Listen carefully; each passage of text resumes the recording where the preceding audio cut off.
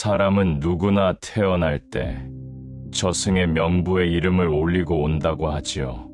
누구는 100년을 살고 누구는 핀 꽃을 보기도 전에 지기도 합니다. 그것이 하늘의 뜻, 즉 천명이라 우리는 믿고 살아갑니다. 헌데 말입니다. 그 서슬퍼런 하늘의 뜻을 비웃기라도 하듯 저승사자를 농락하고 무려 3000년을 산 사내가 있었습니다. 우리가 흔히 삼천갑자 동방사기라 부르는 이 사내. 도대체 그는 어떻게 죽음의 장부에서 자신의 이름을 지원했을까요? 그리고 죽지 않는 삶은 과연 축복이었을까요? 저 먼 옛날 안개 자욱한 어느 산골 마을로 함께 가보시지요.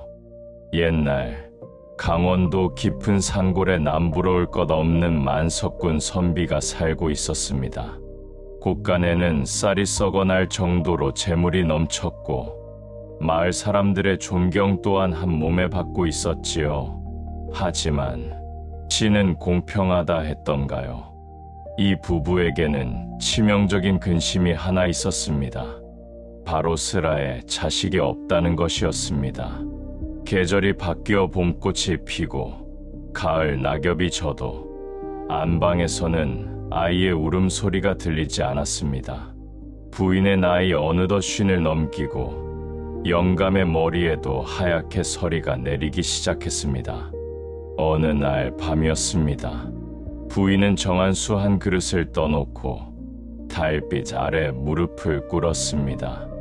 무릎이 까져 피가 배어 나올 지경이었지만 부인은 기도를 멈추지 않았습니다. 비나이다. 비나이다.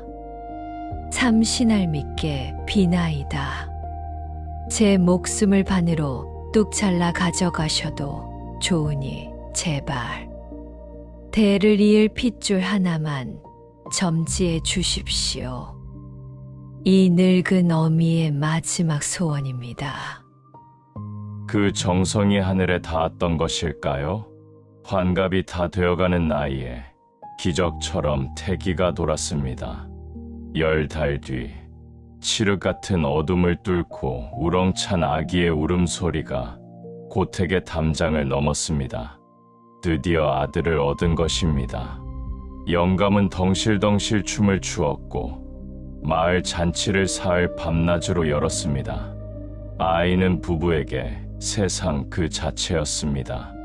바람이 불면 날아갈까, 흙이 묻으면 때가 탈까, 금지옥엽이라는 말로도 부족했지요. 아이는 무럭무럭 자라 10살이 되었고 총명하기가 이를 데 없어 마을의 자랑이 되었습니다. 그때까지는 아무도 몰랐습니다. 이 행복이 폭풍 전의 고요라는 것을 말이죠. 아이가 10살 되던 해, 늦가을 해질녘이었습니다. 누더기 승복을 걸친 탁발승 하나가 시주를 청하려 대문 안으로 들어섰습니다. 삿갓을 깊게 눌러 쓴 스님은 마당에서 뛰노는 아이를 보자마자 걸음을 딱 멈추어 섰습니다. 스님의 눈빛이 흔들렸습니다. 그는 아이를 한참이나 뚫어지게 쳐다보더니 깊은 한숨을 내쉬며 혼잣말을 뱉었습니다. 참으로 비통하도다. 저리도 맑고 고운 아이가 채 피지도 못하고 질 운명이라니. 쯔쯔쯔. 때마침 사랑방에서 나오던 선비가 그 소리를 듣고 말았습니다.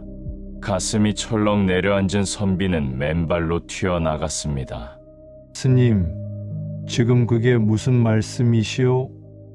내 아들이 피지도 못하고 진다니요. 그게 무슨 불길한 소리입니까? 스님은 입을 굳게 다물고 뒤를 돌아 나가려 했습니다. 하지만 선비는 스님의 바짓가랑이를 부여잡고 매달렸습니다. 만석군 체면이고 뭐고 없었습니다. 자식일 앞에 부모는 그저 죄인일 뿐이니까요. 제발 말씀해 주십시오. 제가 가진 논밭을 다 드려도 좋습니다.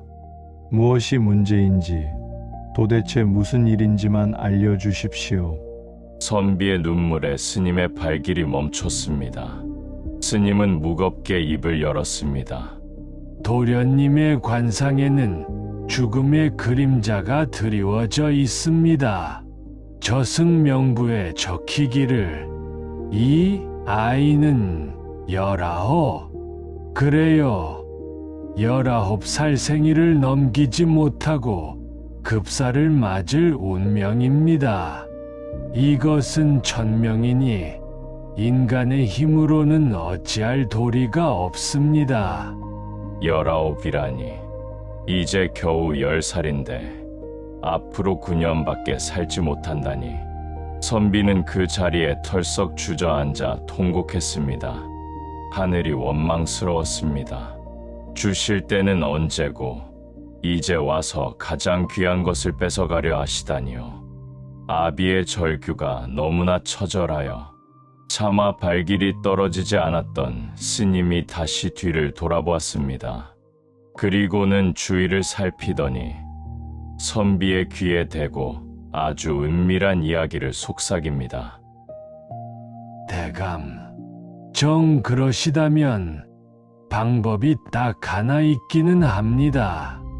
허나 이는 하늘의 뜻을 거스르는 일이라 천기를 누설하는 제 목숨도 온전치 못할 것입니다. 그래도 하시겠습니까? 하겠습니다. 하고 말고요. 내 목숨을 내놓으라면 당장이라도 내놓겠습니다. 방법만 일러주십시오. 스님은 품에서 낡은 지도를 꺼내 남산의 한 봉우리를 가리켰습니다. 지금부터 제가 하는 이야기를 잘 들으셔야 합니다. 도련님이 19살이 되는 해, 생일날 밤이 되면 도련님을 남산 꼭대기에 있는 너럭바위로 보내십시오. 단, 그냥 보내서는 안 됩니다. 집안에 있는 재산을 털어 가장 좋은 술, 가장 좋은 고기, 온갖 산의 진미를 떡 벌어지게 차려서 지게에 지고 올라가게 하십시오. 그리고 바위 위에 상을 차려놓고 도련님은 바위 뒤에 숨어 죽은 듯이 엎드려 있어야 합니다. 밤이 깊으면 누군가 나타날 것입니다. 그들이 누구든 어떤 흉측한 모습을 하고 있든 절대 소리를 내거나 아는 체를 해서는 안 됩니다. 그들이 누굽니까? 묻지 마십시오. 그들이 상 위에 있는 술과 고기를 다 먹을 때까지 기다려야 합니다. 그리고 그들이 배를 두드리며 일어서려 할 때, 바로 그때 도련님이 뛰쳐나가 넙죽절을 하고 살려달라고 빌어야 합니다. 그것만이 도련님이 살 수 있는 유일한 길입니다. 말을 마친 스님은 삿갓을 눌러쓰고 안개 속으로 후련히 사라졌습니다. 남겨진 선비와 어린 아들, 과연 그들은 9년 뒤 이 무시무시한 도박에 성공할 수 있을까요? 남산 꼭대기에 나타날 그들은 과연 누구일까요? 세월은 흘러 어느덧 그 아이가 19이 되는 해가 되었습니다. 운명의 그날 밤, 청년이 된 아들은 스님의 말대로 남산 꼭대기로 향했습니다. 등에 짊어진 지게에는 김이 모락모락 나는 삶은 소고기와 독한 술, 그리고 제철 과일이 한가득 실려 있었지요. 발걸음은 천근만근 무거웠습니다. 과연 그들이 올까? 스님의 말이 거짓이면 나는 오늘 밤 죽는 것인가? 남산 꼭대기 너럭바위, 동방삭은 손을 벌벌 떨며 상을 차렸습니다. 상다리가 휘어질 만큼 푸짐한 술상을 차려놓고 그는 바위 뒤 덤불 속에 몸을 숨겼습니다. 밤은 깊어 자정이 넘었고 사방은 쥐 죽은 듯 고요했습니다. 들리는 것은 오직 자신의 거친 숨소리와 터질 듯한 심장 소리뿐이었지요. 그때였습니다. 산 아래에서부터 자욱한 안개가 피어오르더니 비릿한 냉기가 등골을 스치고 지나갔습니다.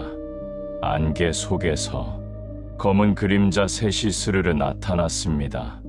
검은 갓을 쓰고 검은 도포를 입은 사내들, 창백하다 못해 푸르딩딩한 얼굴에 눈은 퀭하니 들어간 저승차사들이었습니다.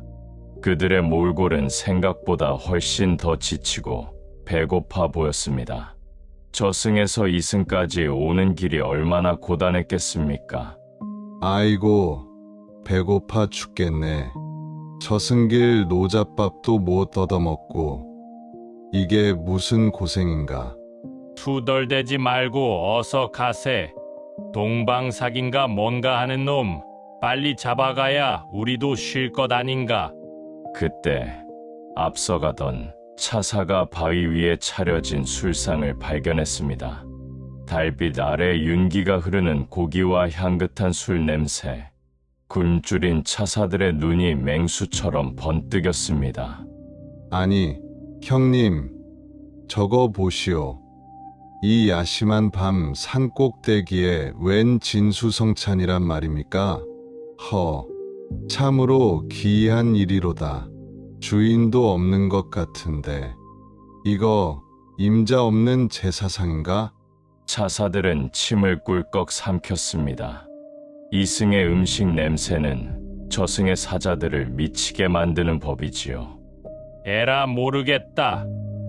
일단 먹고 보세. 먹고 죽은 귀신이 때깔도 좋다지 않나.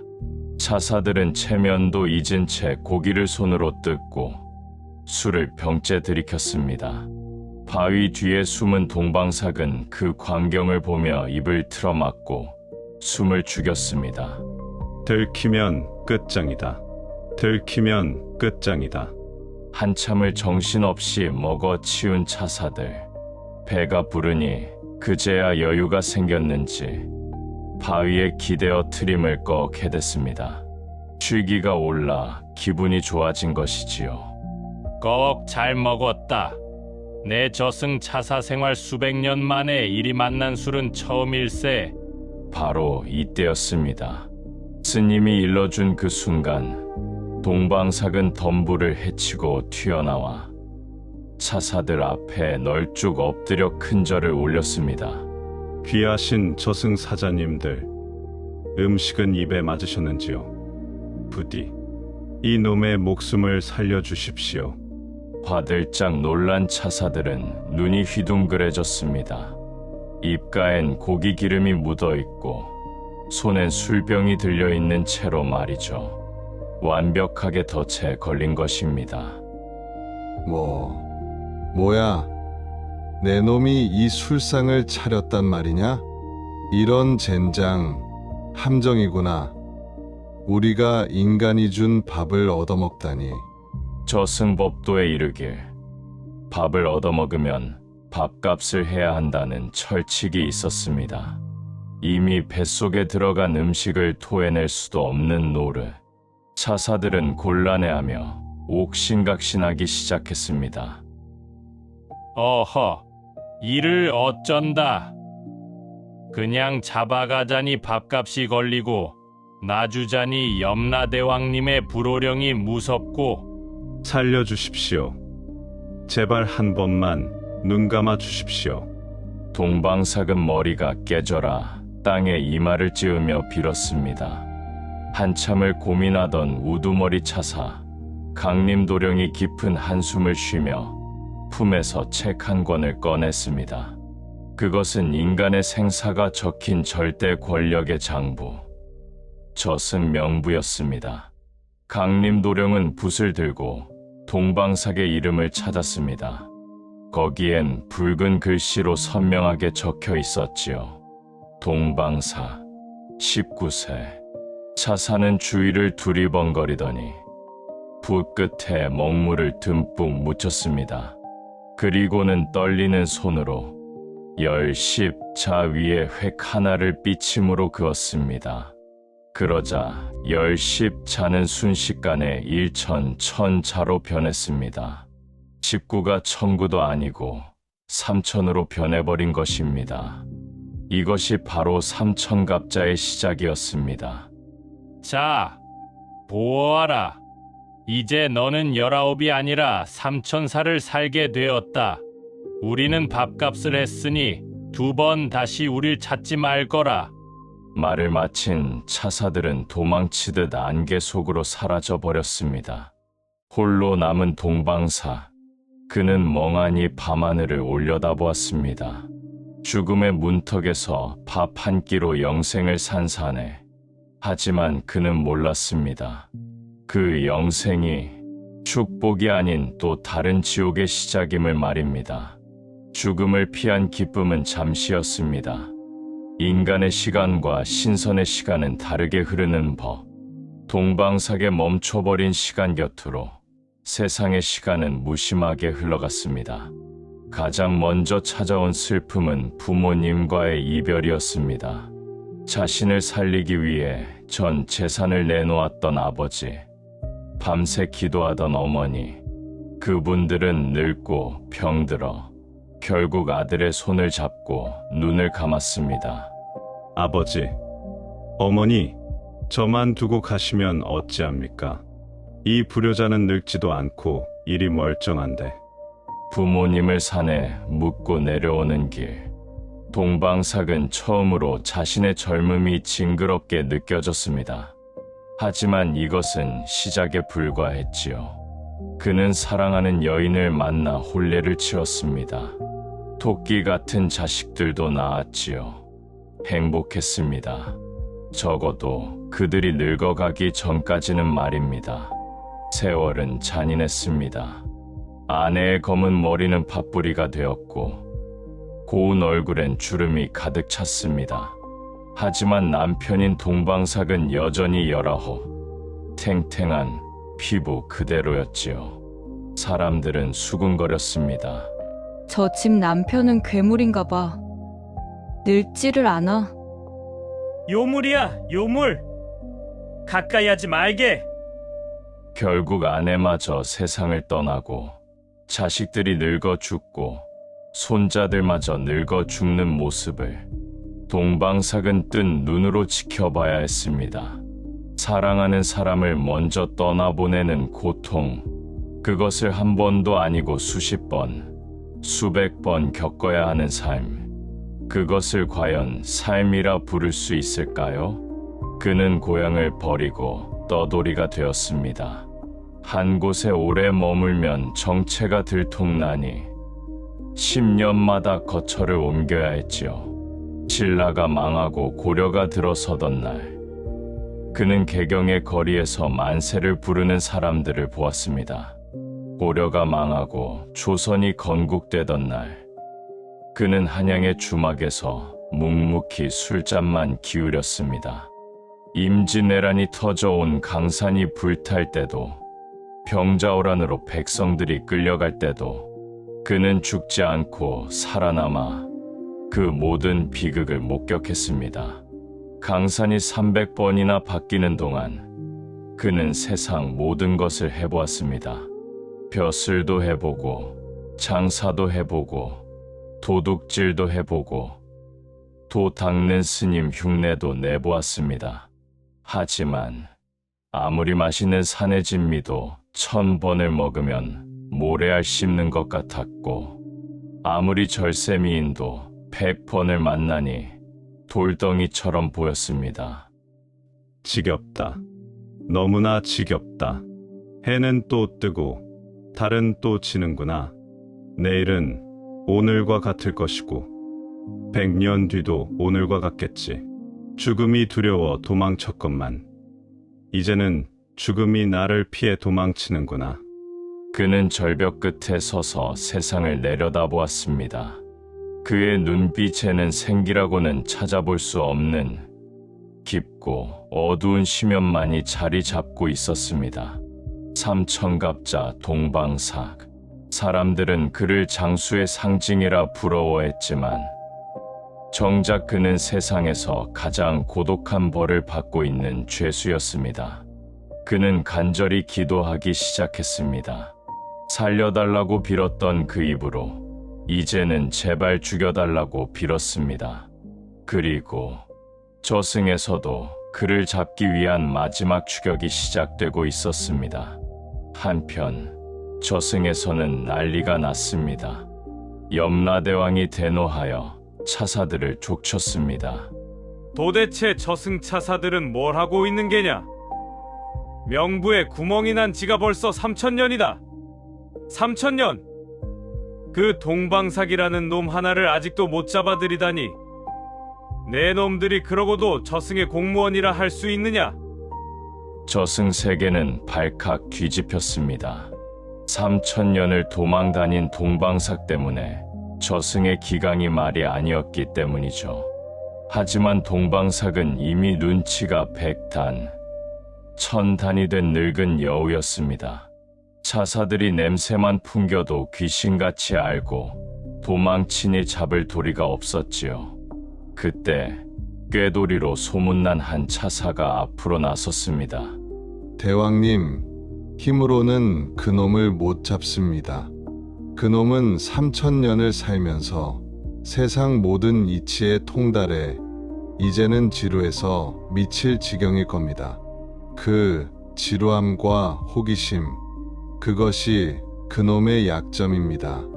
어느 화창한 봄날, 경기도 성남의 탄천이라는 냇가, 동방삭이 삿갓을 쓰고 지나가고 있었습니다. 그런데 냇가에 웬 하얀 수염의 노인이 앉아 이상한 짓을 하고 있는 게 아니겠습니까? 노인은 시커먼 참숯한 가마니를 옆에 쌓아두고 숯을 하나씩 꺼내 물에 박박 씻고 있었습니다. 맑던 시냇물이 검은 숯검댕 물이 되어 흘러내렸지요. 3,000년을 살며 별의별 미친 사람을 다 봤지만 이런 구경거리는 처음이었습니다. 동방삭은 가던 길을 멈추고 한참을 구경하다 못 참고 말을 걸었습니다. 여보시오, 노인장. 아니, 빨래를 하는 것도 아니고 그 검은 숯을 왜 그리 힘들게 씻고 계시오? 노인은 태연하게 대답했습니다. 아, 이 숯이 너무 검어서 깨끗이 씻어서 하얗게 만들려고 한다오. 순간 동방삭은 배꼽을 잡고 넘어갔습니다. 지루하던 차에 이렇게 멍청한 노인을 만나니 너무나 웃겼던 것입니다. 푸아하, 아이고 배야. 여보시오, 내가 삼천갑자. 아니, 내가 3,000년을 넘게 살았지만 숯을 씻어서 하얗게 만든다는 미친놈은 내 평생 처음 보. 으아하하. 그 순간 숯을 씻던 노인의 손길이 딱 멈췄습니다. 그리고 고개를 천천히 들었는데 그 눈빛은 방금 전에 어리석은 노인이 아니었습니다. 서늘한 저승사자의 눈빛이 번뜩였습니다. 잡았다. 내 놈이 바로 동방삭이구나. 내가 너를 잡으려고 이 강물이 검게 변하도록 숯을 씻고 있었다. 아차, 동방삭은 그제야 자신의 실수를 깨달았습니다. 너무나 오랫동안 입을 닫고 살았는데 그 놈의 호기심과 자만심 때문에 제 입으로 정체를 밝히고 만 것입니다. 노인은 순식간에 저승차사의 본 모습으로 변해 오랏줄을 던졌습니다. 하지만 이상한 일이었습니다. 꼼짝없이 잡힌 동방삭의 표정은 공포에 질려 있지 않았습니다. 오히려 아주 오랫동안 기다려온 친구를 만난 듯 입가엔 옅은 미소가 번졌습니다. 그래, 결국 이렇게 가는구나. 자네들이 나를 못 찾은 게 아니라 어쩌면 내가 자네들을 기다리고 있었는지도 모르겠네. 나 참으로 길고도 지루한 소풍이었어. 이제야 두 다리 뻗고 잘 수 있겠구나. 동방삭은 저항 한 번 하지 않고 차사를 따라 나섰습니다. 그의 뒷모습은 끌려가는 죄인이 아니라 고된 일과를 마치고 집으로 돌아가는 농부처럼 평온해 보였습니다. 지금도 탄천의 물은 검게 흐른다고 합니다. 그것은 저승사자가 씻어낸 수 때문일까요? 아니면 3000년을 홀로 버틴 동방삭의 고독한 눈물 때문일까요? 영원한 삶을 꿈꾸는 인간들에게 동방삭은 마지막으로 이렇게 말하는 듯합니다. 삶이 아름다운 이유는 언젠가 끝이 있기 때문이다. 라고 말이죠. 오늘 들려드린 삼천갑자 동방삭 이야기 어떠셨나요? 긴 이야기 함께 해주셔서 감사합니다.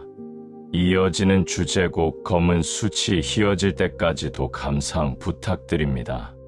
구독과 좋아요는 이야기 영상 제작에 큰 힘이 됩니다.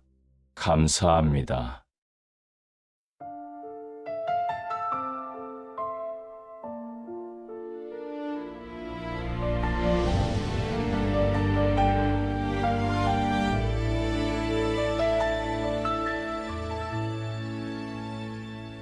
달빛 숨은 남산 바위 뒤에 엎드려 떨리는 붓 끝으로 훔쳐낸 시간들 10년이 100년 되고 1000년이 흘러도 내 젊음은 저 붉은 꽃처럼 시들지 않네.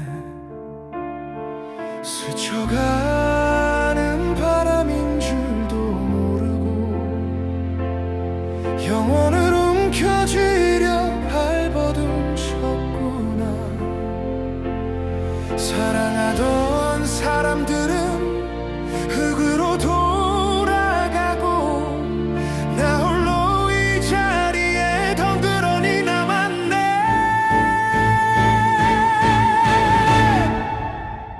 삼천 번의 봄이 오고 3000 번의 눈이 내려도 멈추지 않는 나의 시간은 경거리여라. 보내고 또 보낸다. 내 가슴에 묻는다. 죽음조차 잊어버린 고독한 이 길 위에서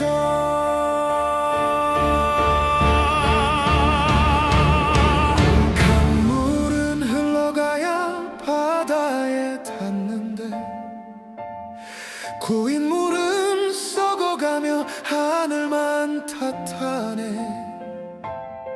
어제와 같은 오늘 내일도 같으리 지겨운 숨을 쉬며 긴 잠을 꿈꾸네. 맑은 냇가에 앉아 검은 숯을 씻는 노인아. 그 무모한 짓이 어찌 그리 웃어